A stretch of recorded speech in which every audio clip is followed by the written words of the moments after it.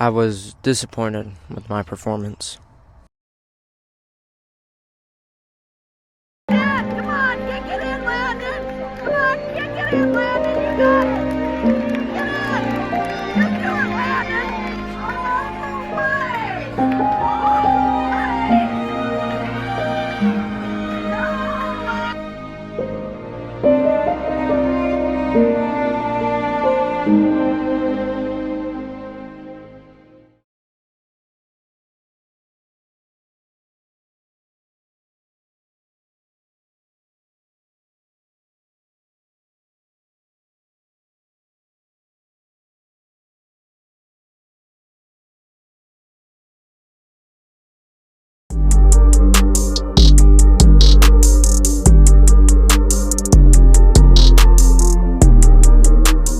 I've raced the 800 twice this season, getting respectable times of 2:22 and 2:23 and winning fairly easily. But that does not mean there won't be competition today. We will see some familiar faces from the mile, including people like Travis. He ran the 800 last year, getting 5th in a time of 2:19, and has a known PR this season of 2:23 from the one time I went against his school. Some other familiar faces are Spencer, who ran a 2:24 at the 4th meet, Zach, who ran a 2:28 at the 4th meet, and Owen. Caden will also be in this race, who had that killer kick to run a 2:24 at the 4th meet. Bodie in the black there is also in this race, and he ran a 2:23 at the 2nd meet, finishing right behind me. And then Isaac right there ran a 2:30 at the 1st meet to win it, but also more notably ran a 2:16 the year previously to get 2nd place. And while I do have the fastest known 800 PR this season, Travis is going for his school record, which is 2:16. The gun fires at my 2025 800 District Championship is underway. I was put into the second waterfall, meaning a little less traffic, and I tuck in very nicely right behind Travis. Unlike the mile, I wasn't going to try to lead this race, but rather stay with Travis as long as I can. As we start to settle in, I actually ended up getting passed by Zach. I was aware of my competition, but I expected this to just be a me and Travis race. And then Brody surges to get up to that front pack, quickly making this a very tight-packed and crowded race. And then I get boxed in, Zach slows down, and I'm in a horrible spot. Put my hands up to avoid running into Zach, but as my left foot comes up right here, it collides into Isaac.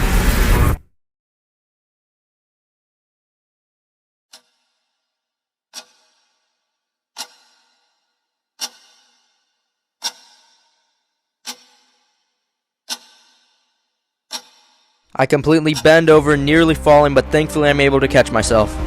From that little mishap, the leaders have a good 2 seconds on me, but I'm still in this race.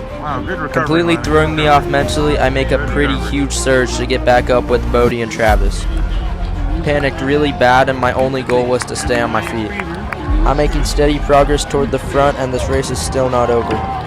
To be on pace for my season goal of 2:20, I have to come through this first lap in 70, but somehow this first lap was even faster in the mile as we come through in 66. At this point, I'm finally settled in and just trying to focus. As we enter the second half of this race, however, Travis is starting to pull away. In hindsight, I should have tried to go with him, but that near fall completely threw off my race plan. I'm hurting right now, but I'm really just trying to grind it through and get to that finish line. And of course, Isaac didn't mean to trip me. It probably shocked him too, because if you didn't see, he had to stop for about a second to avoid running into me. It looks like I'm staying strong in third, but even the second place guy is pulling ahead of me. And then with about 250 left, Isaac makes his move. Mid-race, I heard and sensed him, but I told myself I would save my kick until the final 100. Travis is gone, but now the only thing I want is to outkick Bodie and Isaac for second.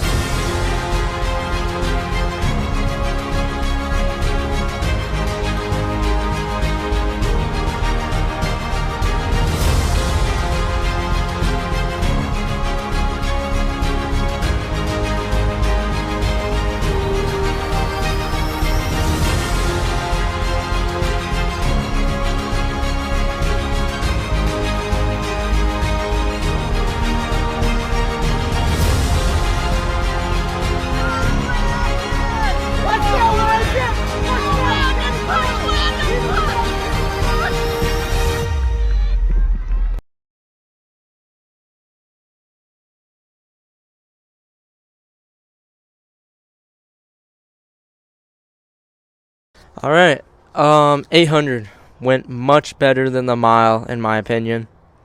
And yeah, I ran 220.32 for second place in my middle school district championship. Sadly, a third of a second off of my season goal, which is kind of a bummer, but I think without that little fault 200 in, I could have easily gone under 220. I actually came into the race wanting to win it, which is kind of embarrassing now that I say that, because Travis ended up running a 2:14 for his school record. So congratulations to him. But I don't know, he's just on a different level. But I was still very happy with this race because despite the circumstances, despite it not going to plan, I still gave it my all, showed up, and did my best, tried my hardest. But it's still not over. I got a few hours between the 800 and the 4x4, so we'll see how we do in that. As the sun is setting on this busy and memorable day, the crowd is getting ready to watch the most exhilarating event of the day, arguably, the 4x4. The gun is off, and for our first leg today, we have Ben K. Besides Ben and Perry swapping positions, our lineup is the exact same as it was on the second meet of the season.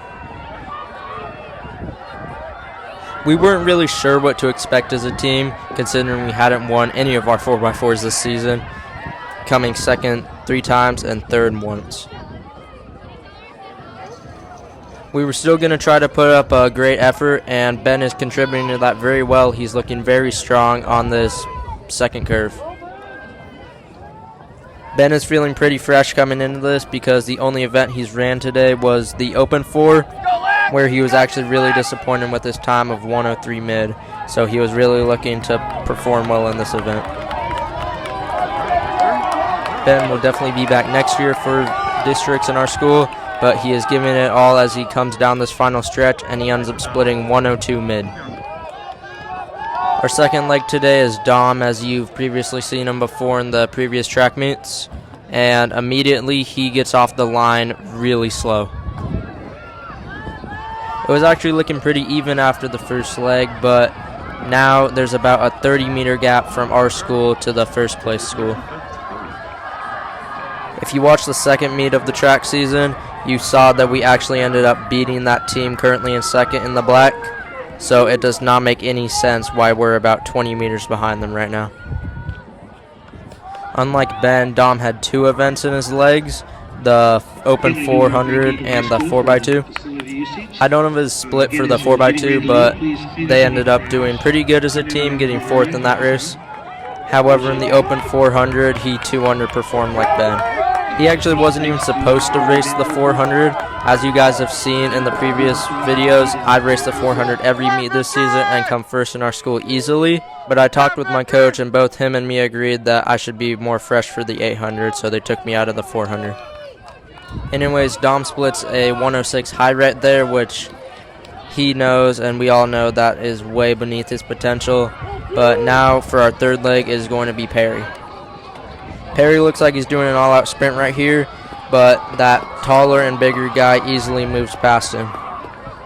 Perry wore spikes for the first time in this race, which is kind of a weird idea, doing it in the last race of the season, but he was hoping it would help his performance. Unfortunately, that other guy is just way taller and way stronger than Perry, and Perry is not able to latch onto him, but he's still giving it his all right now.